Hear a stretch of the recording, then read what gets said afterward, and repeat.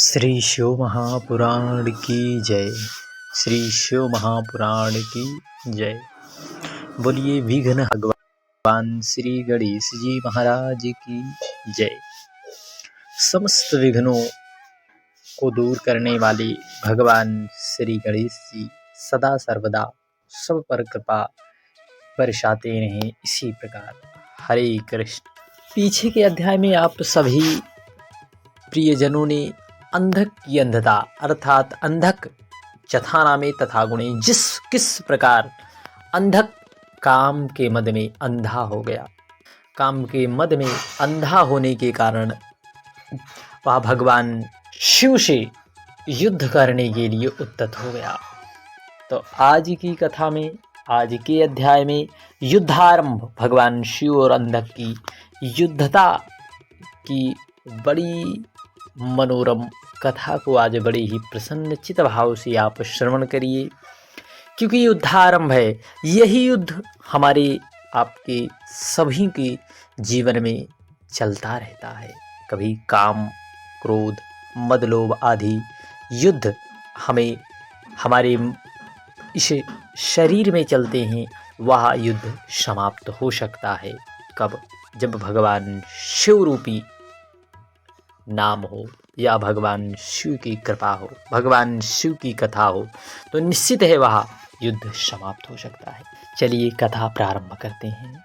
सनत कुमार जी बोले, तब वह मदिरा पान कर नेत्रों को घुमाता हुआ हाथी के समान गति वाला परम प्रतापी अंधक अपनी सेना को लेकर वहां पहुंचा जहां पर शिव जी के वीरों ने गुफा का मार्ग अवरुद्ध कर रखा था, परंतु उनके गणों की मार खाता और शरीर से पीड़ित होता हुआ भी कामाग्नि से दग्ध अंधक आगे बढ़ा। शिव जी के गण उसे मारते पीटते रोककर उसका परिचय और आगमन का कारण पूछते। तब उसने अपना वह अभिप्राय बतलाया जो उसकी कामना थी, परंतु आगे बढ़ना ही चाहा कि शिव जी के गणों ने उसे पुनः मारकर भगा दिया। उसके प्रबल वीर दैत्यों में विरोचन, बलि, बाणासुर, सहस्त्रबाहु और प्रहलाद आदि ने भी उसकी ओर से युद्ध किया, किंतु ये सभी तथा और भी शंबर तथा वृषभ आदि को शिव जी के गणों ने मारकर भगा दी। उस समय भी भयानक युद्ध हुआ। उसमें रुंड नाचने लगे, मेद, मांस, चर्बी पीकर गीदड़ आनंद करने लगे। अर्थात जब युद्ध होता है वहाँ पर बहुत से सिर नाचने लगे। मेद अर्थात रक्त, मांस, चर्बी बह की नदियाँ बहने लगी। उसे पी पी कर गीदड़ आनंद ले रहे थे। रुधिर की कीच मच गई और गृदगण उत्सव मनाने लगे, अर्थात गीदड़ आनंद मनाने लगे। क्यों? क्योंकि उन्हें उसी प्रकार का भोजन मिलता है। यदि जिसे मन चाहा भोजन प्राप्त हो जाए, जिससे भूख शांत हो जाए, वह चीज़ यदि हमें प्राप्त हो जाए तो हमें भी आनंद आता है। उसी प्रकार गीदड़ को भी बड़ा आनंद हुआ, वे उत्सव करने लगे। इस कांड से शिव जी को किंचित खेद हुआ और उन्होंने पार्वती से कहा, देखो यह संसार की क्या विलक्षणता है कि स्त्री के प्रसंग से कभी कभी स्वजन तथा अपने भी इस प्रकार अपनों से भी युद्ध करना पड़ता है और जीवन का महत्वपूर्ण समय इस प्रकार नष्ट होता चला जा रहा है। हम आपका भी समय इसी प्रकार नष्ट होता जा रहा है। जिस प्रकार भगवान शिव माँ पार्वती से बताते हैं, इस प्रकार नष्ट होता जा रहा है। कहाँ तो मैं यहाँ पशुपत व्रत पूर्ण करने आया था और कहाँ दूसरा ही व्रत पूर्ण हो गया। इससे तो मेरा एक प्रकार से बहुत सा बल नष्ट हो गया, इसलिए मैं एक दूसरा ही घोर व्रत करूँगा। आओ किसी दूसरे वन में चलें। पार्वती से ऐसा कहते हुए भगवान शिव उठकर दूसरे वन की ओर में चले गए। देखिए, आप इस कथा के माध्यम से यह समझिए कि किस प्रकार भगवान शिव जी उठकर देखिए कितनी भयंकर सेना लेकर अंधक आया युद्ध करने के लिए, परंतु भगवान शिव व्रत के करने के निमित्त, जगत की कल्याण के निमित्त वहाँ किसी दूसरे वन में जाते हैं। इसी प्रकार जब हमारे जीवन में यदि दुख आवे, परेशानियां आवे, तब हमें जो है दूसरा तप अर्थात दूसरा रास्ता ढूंढना चाहिए। वह दूसरा रास्ता है भगवान का नाम। देखिए भगवान शिव जी भी दूसरे व्रत की चर्चा कर रहे हैं, उसी प्रकार हमें भी अपने जीवन में भगवान की आराधना के लिए कुछ ना कुछ अवश्य करना चाहिए, जिससे भगवत तत्व की प्राप्ति हो, भगवान की कृपा प्राप्त हो। हमें या नहीं उन विघ्नों से युद्ध करना चाहिए, कदापि ना करें ऐसा। यदि आप शुभ कार्य कर रहे हैं तो उसमें विघ्न बाधाएं निश्चित है आती हैं। पार्वती से ऐसा कहते हुए भगवान शिव उठकर दूसरे वन में चले गए। वहां जाकर उन्होंने फिर उस पशुपत व्रत को आरंभ किया, जिसे हजारों वर्ष में भी देवता दानव करने में समर्थ नहीं।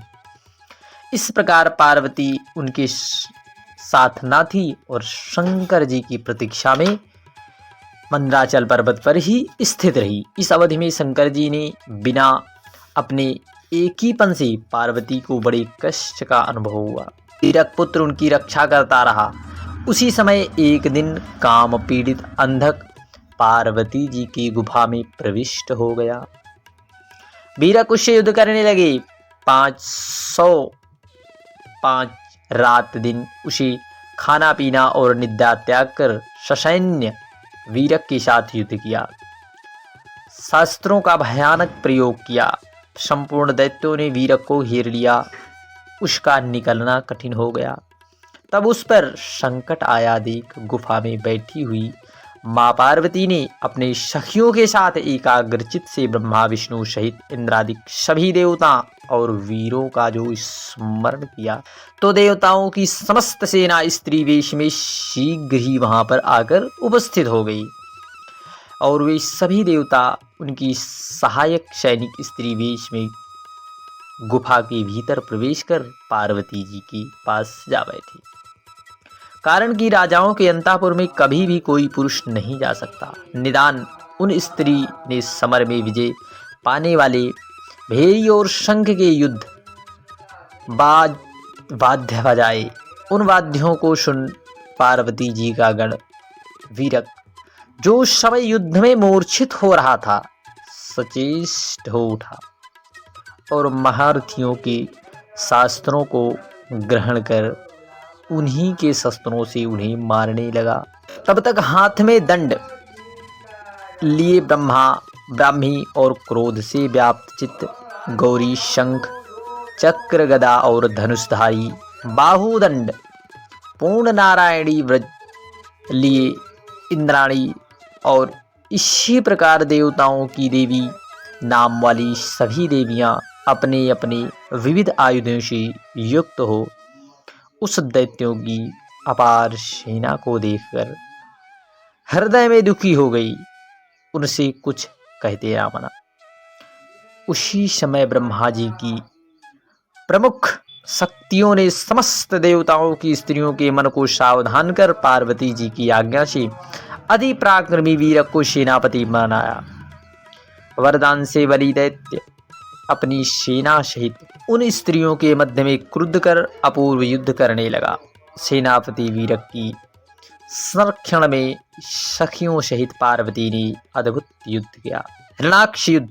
हिरणाक्ष पुत्र अंधक महाव्यूह की रचना कर हजारों वर्ष तक वहां युद्ध करता रहा। पार्वती की सहायिका स्त्रियां सेना निरंतर युद्ध करती रही। 1000 वर्ष के पश्चात महेश्वर भी वहां पर आ पहुंचे। बोलिए भगवान देव देवेश्वर महादेव की जय। उन्होंने पार्वती को युद्ध करते हुए देखा। पार्वती की भी उन पर दृष्टि पड़ी। उन्होंने सिर झुका शंकर जी को प्रणाम किया। शंकर जी ने उन्होंने सिर झुका शंकर जी को प्रणाम किया। शंकर जी ने उन्हें हृदय से लगा गुफा में प्रवेश किया। दैत्यों का वेग शांत हो गया। तत्पश्चात दैत्य ने शंकर जी के पास संदेश भेजकर फिर उनसे उनकी स्त्री की मांग की और यह भी कहलाया कि तुम तपस्वी नहीं मेरे शत्रु हो। यह सुनकर कपाल मालाधारी भगवान शिव के क्रोध का अंत ना रहा। उन्होंने उसके दूत को बहुत सी बातें समझाकर उससे युद्ध संदेश भेज दिया। बोलिए शिव महापुराण की जय। श्री कृष्ण राधे।